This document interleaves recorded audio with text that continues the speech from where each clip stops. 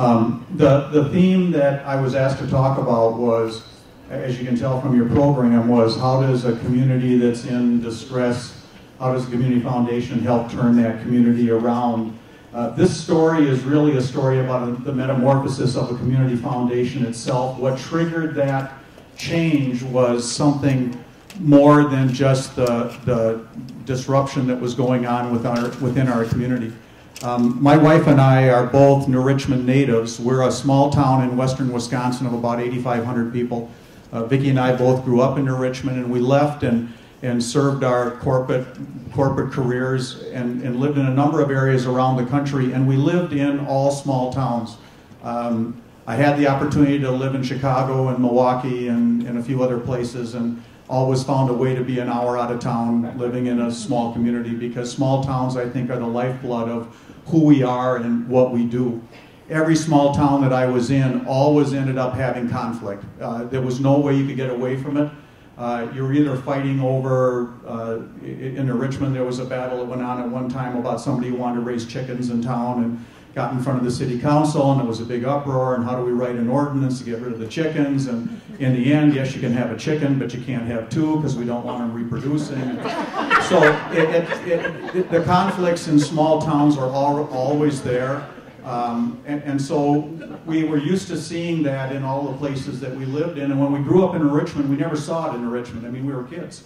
Everything was perfect. All you did is you had apple fights with the kids across town, but everything was like the golden rule. Well, the real world isn't like that. And so when I retired and forced my wife to retire, and we came back to New Richmond, we came back in 2006, right in the middle of what was a great big upheaval going on in the community about passing a school referendum for 3 new schools. We needed a new high school, we needed a new elementary school, and we needed to remodel a whole bunch of schools to create more schoolroom capacity. And that referendum had failed at least once before 2006, and I think it actually may have failed twice. And so when we got back to New Richmond, we were right in the middle of this argument about how are we going to raise the money through the tax levy, obviously, to pay for the new schools.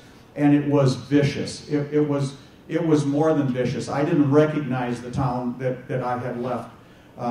It just wasn't the same place. And it was to the point where at one point in the fall of 2006 at a school board meeting, 3 of the school board members got up, resigned on the spot, and walked out of the door. It was showing up in the newspaper, in letters to the editor, and they were printing multiple pages of both sides of this argument, yelling back and forth at each other, saying, you know, we don't want to do this, we don't want to raise taxes, we don't need new schools, we don't need all of this kind of stuff. Got to the point where we had, in St. Croix County, we had blogs going on from people outside of our community pointing fingers inside the community saying how bad it was in New Richmond, what was going on there, and boy, I'm glad I don't live in New Richmond, I don't have to put up with all of this kind of stuff. In the midst of this, there was a group of citizens that decided that enough was enough, and that we needed to do something about changing the way in which we interfaced with each other. And what precipitated that was nobody was listening. And if you know that when you get in an argument with somebody, and if you're married, you have, you get in an argument with somebody and all you can hear in your head is your side of the argument. And you don't hear the other side of the argument, and that's what was going on in our community. I think it goes on in a lot of communities, is that the person that had the floor yelled the loudest and tried to dominate the discussion by just being dominant. And we needed to change that. And so what happened was a group of people got together, private citizens, it wasn't the school board, it wasn't the city council, it wasn't the mayor, got together and said, how do we fix this? How do we make this change? And we ended up bringing in a consultant, a facilitator from out of town.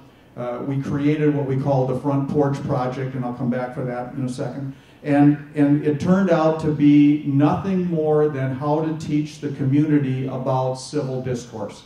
How do you sit around a table, listen to everybody's opinion, come to a consensus? Not everybody's going to be happy, but how do you make this happen? So why did we call it the Front Porch Project? I'm up at that upper age bracket. When I grew up in Richmond, everybody had a front porch. And when you walk down the street in the afternoon or the evening, your neighbors were out on the front porch, and you got to wave to them, you got to say hi to them. And what's happened with homes since the 1950s? Everything's gone to the back of the house, right? You now have a patio, you've got a screened-in porch, you've got a backyard with a fence around it, and we lost some of that ability to communicate between neighbors. So we called it the Front Porch Project, and the purpose of it was to generate civil discourse in the communication. What's happened since then? In the spring of 2007, and I won't go into all the details, the spring of 2007, we passed the largest school referendum in the history of the state of Wisconsin. $94 million was levied in the city of New Richmond to build new schools. If you would have listened to this, the night the school board people resigned, which was in August of '06, and what changed between August of '06 and the spring of '07 when the referendum was passed, it was same people, same individuals having the same discussions, but they were listening instead of yelling. And it changed the whole direction of what we were doing. That Front Porch Project was then taken over by the Community Foundation. And some of those citizens that were a part of the group that brought the facilitator to town were already on the foundation board. Some of them, like myself, became members of the foundation board virtually immediately afterwards. I've told this story. Some of the folks here have heard this before. It's the only, and I've worked for a number of companies and done a number of different weird things, but the Community Foundation was the only thing I ever lobbied for. I actually went out and tried to find people that were on the board and said, I need to be a part of this. It needs to be something that I can contribute to. So what I want to tell you about today is the metamorphosis that's happened in that foundation. At the time in 2006 when we were trying to solve the referendum issue, we had a board chair at that time whose name was Jim Counter. And Jim was a visionary when it came to looking at what he did, both in his business and his private life. And he looked at the foundation in exactly the same way. And there was an article that was written, you can go out and find it today on the internet, it was called On the Brink of New Promise. I would recommend that if you're in a foundation, near a foundation, next to a foundation, if you built a foundation, go read that article, because what it said was we have a power that sits among all of us here, and that power is the network that we've created. It's the individuals that are a part of that network. It's the influence that they carry within the community. And what that article said was we have a bigger responsibility than to be a bank. Okay? If your only goal is to raise money, put it in an endowed fund, and give away grants once or twice a year, you shouldn't be in the foundation business. If you're there to change the fabric of your community, join a foundation, because we have the ability to do that. And so at the beginning of every one of our board meetings, we say the following thing. We choose to be a catalyst and a conduit for improving the fabric of our community. It doesn't say anything in there about raising money. And it doesn't say anything in there about giving away money. That's the tool that we use to make the impact. But the impact that we have is way broader than the issue about raising money and donating money back to the community. Our philosophy has gone from being one of philanthropy to being leadership, philanthropy, collaboration. If you have a table that's half this size and you have 3 people around the table, you get 3 people's opinions. If you have a table with 8 around it, you have 3 times the number of, my math is wrong, isn't it? You have 3 times the number of people who can bring good ideas, resources to that table in order to accomplish what it is that you're trying to accomplish. So let me talk a little bit about where we've gone since 2007, 2008. In 2012, we initiated what we called Future Walk. Future Walk was an effort on the part of the foundation to go out and listen to the citizens of our community tell us what they thought our priorities ought to be. And so over the course of about a 2-year period, we listened to over 400 of our citizens in all sorts of venues. We went to the schools and listened to the high school kids. We went to the businesses, we went to the banks, we went to the churches. We have a local YMCA that we converted to a local nonprofit health center, which now has, if you can believe this, 6,000 members to that health center in a town of 8,500 people. We went to the health center and we said to the health center, sit around and tell us stories about what you think made New Richmond great. Tell us where you think we need to go. Tell us what the needs are of this community. We didn't go to the city council. We didn't go to the mayor. We didn't go to the school district. We went to the people that were sitting around their homes, that used to sit on their front porch, that used to tell us what they wanted to do and how they wanted to do that. And so after listening for 2 years, we have created what we call our Destiny Drivers. We have 6 Destiny Drivers that are the focal point of what our community foundation does today. So let me talk about the 6 Destiny Drivers. The first Destiny Driver is literacy. Every community that I have ever lived in or been associated with, you have people that can't read. Usually they're under 4 years old, right? And so we took on literacy as a Destiny Driver and said we obviously have young kids that need to learn how to read. We were hearing from the schools that kids were coming to school not being able to read. And so we started to look at all the programs that were in our community that were addressing literacy, and we brought them all to the same table. And we said, where can the Community Foundation help all of you do your jobs better? We can help you tell your story. We can help you raise money. We can help with the collaboration of how do we get the 4K program to talk to the Head Start program, to talk to the elementary school program, so that kids come prepared. How do we reach the senior citizens in our community that never learned how to read? I have a father-in-law that's exactly that way. He watches television because he can't necessarily read his newspaper. How do we reach them and help them do that? So literacy was our first Destiny Driver. Hunger. I don't know how to tell you how shocked I was to find out what the hunger situation was in my own hometown. How many kids every day go to school without knowing that they're going to come home to a meal? So we have multiple programs in every community that deal with hunger. We have food shelves. Richmond has a food shelf. We have Ruby's Pantry. We have the backpack program where we pack food up for kids that they take home on Friday night so they have food over the weekend. They bring it back empty on Monday. We fill it back up again for them. We have Empty Bowls, which is a fundraiser every year, raises somewhere near $40,000 to feed kids. We have a milk voucher program. But all of these programs were doing their work independently. So what did we do? We got them around the same table. We said, how do we help you make this more powerful? How do we multiply our resources?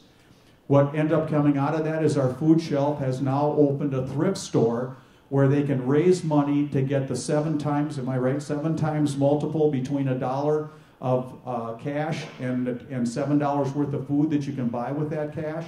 And so we've changed the dialogue into Richmond to be, don't give us a can of beans, because with a can of beans, I feed one family, one meal with a can of beans. You give me $1, I can buy 7 cans of beans. And so now the whole focus of what we do for hunger in New Richmond has changed.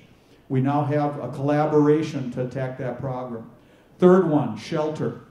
How many people do we have in our community that don't have a place to sleep? Somebody told me the other day that they were in the Walmart parking lot in New Richmond and there was a family in the parking lot living in a car. They had a mother, a father, and 5 kids in one automobile. So what they were doing was 3 of the kids would sleep, the other 3 kids would wander Walmart. Then those 3 kids would come out and the other 3 kids would go in and wander Walmart because they couldn't sleep all 7 people in their car at the same time. So does your community have that? I don't know whether they do, but I'm guessing somewhere there's that. So what did we do about that?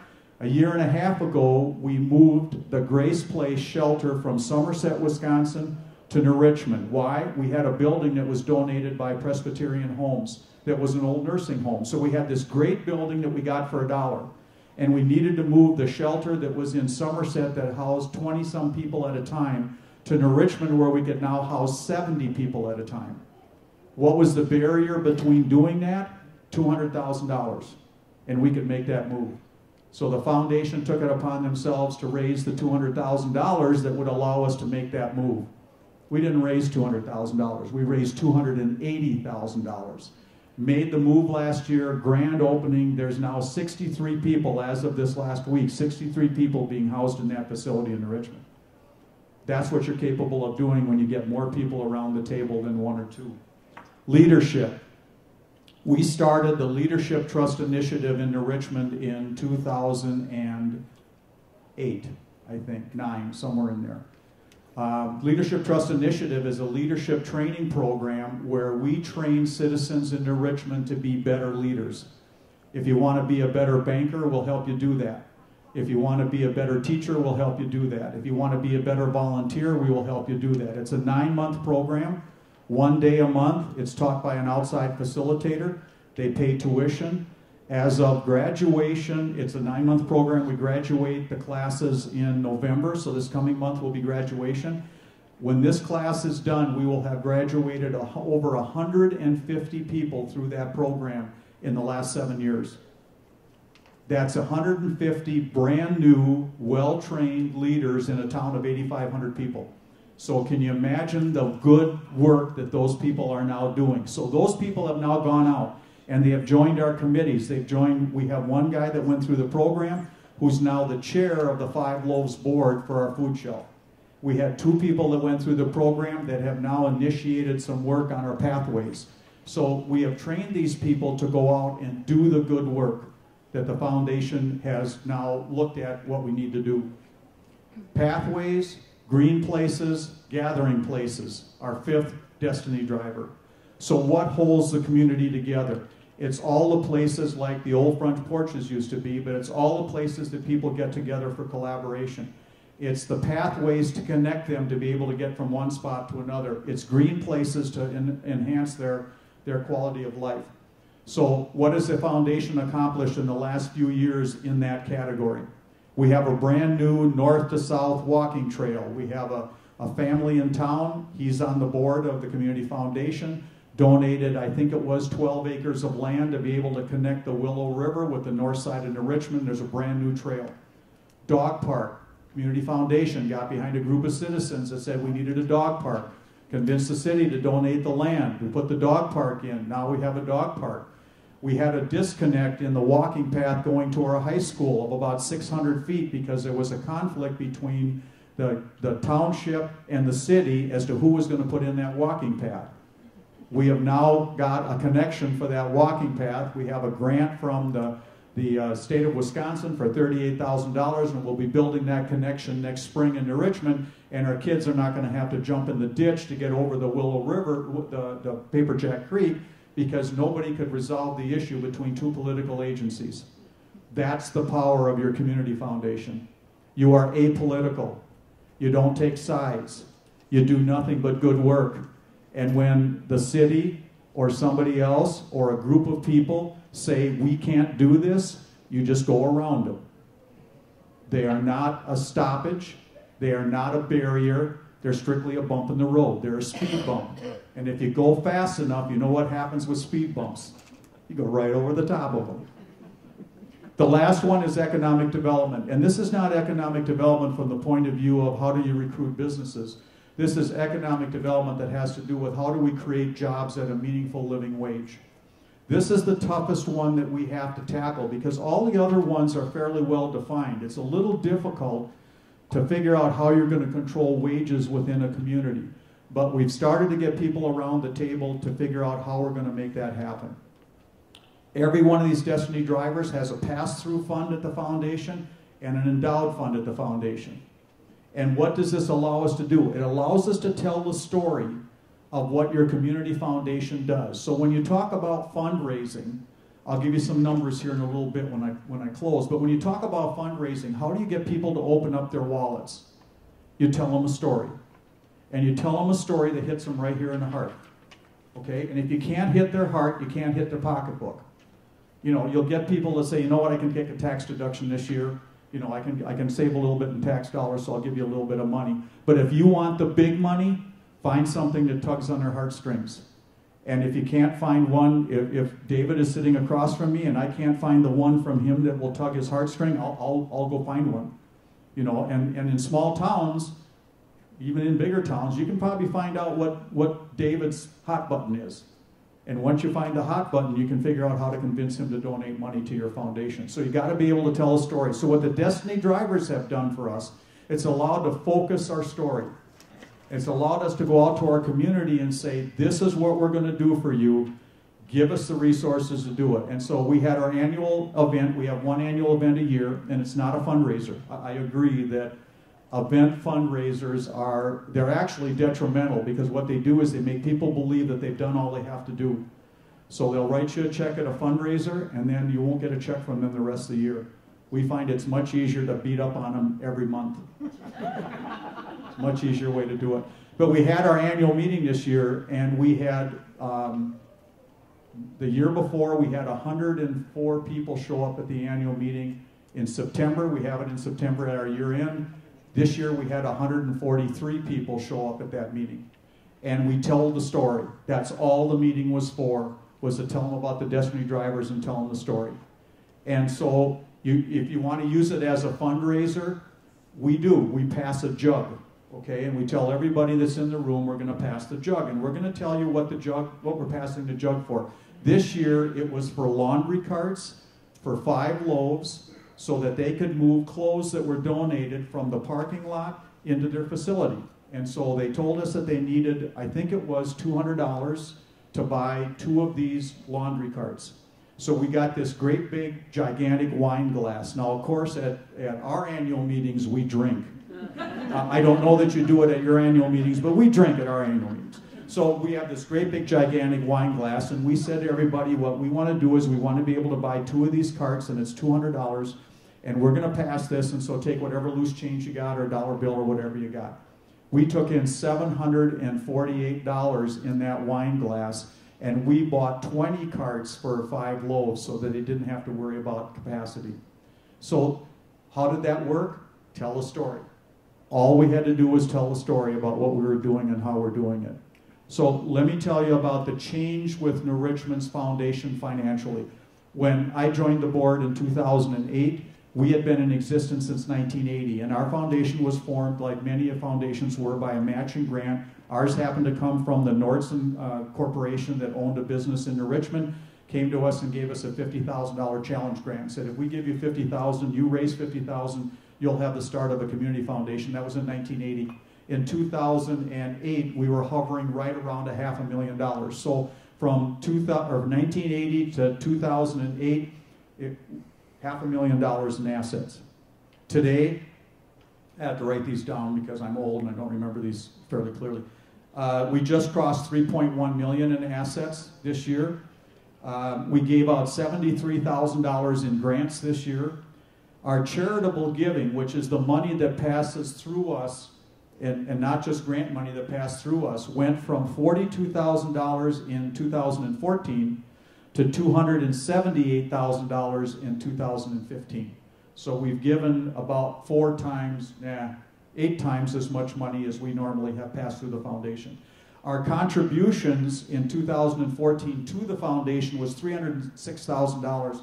This year, in 2015, contributions to the foundations is $540,000. And the number of funds that we have under our umbrella went from 44 funds last year to 57 funds this year. So it's a total mix of donor-advised funds, pass-through funds that are special interest, and endowed funds. So it's a combination of all of those. And every one of them has a purpose for the donors that you service.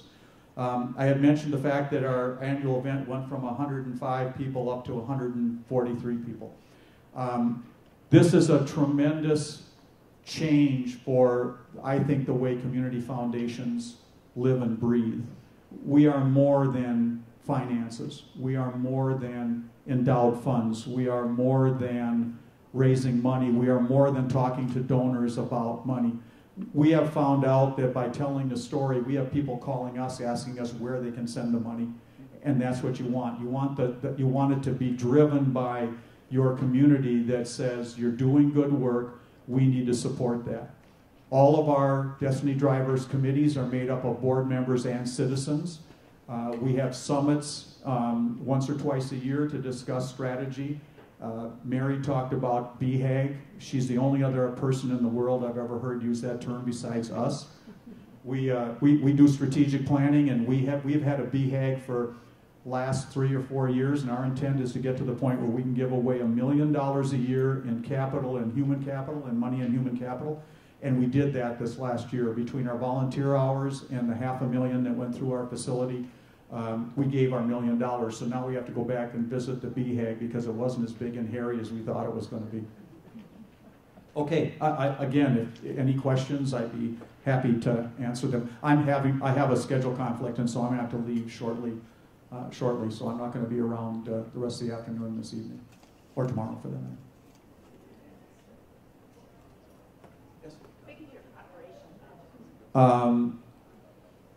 That's a really good question. We went through the whole cycle back 2 years ago about whether we should go with a full-time executive director or not. And at that time, we were approached by Jane and Margie and Steve Wilcox, who was the chair at that time, about affiliating with St. Croix Valley. I have gone on the road and told this same story to a number of the affiliates in our area.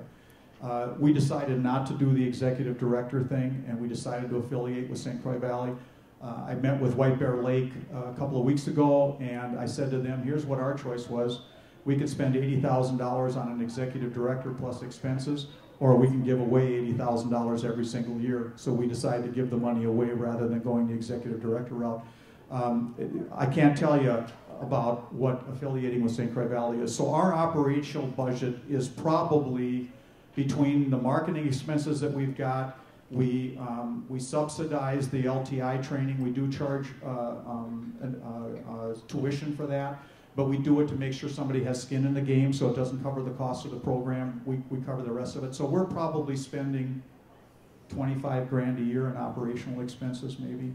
But we have a spectacular board. I mean, just a spectacular board. I think we have 13 or 14 members. I am the oldest on the board by far. We've made a very conscious effort of getting our young business people involved in the foundation. They've got the energy, they've got the ideas, they've got the contacts, they understand what we're trying to do. And for us that have been on the board, this is going on my 8th year. For us, it's to instill the passion as to why do we do this, and for them to hit the road and get her done. Thank you.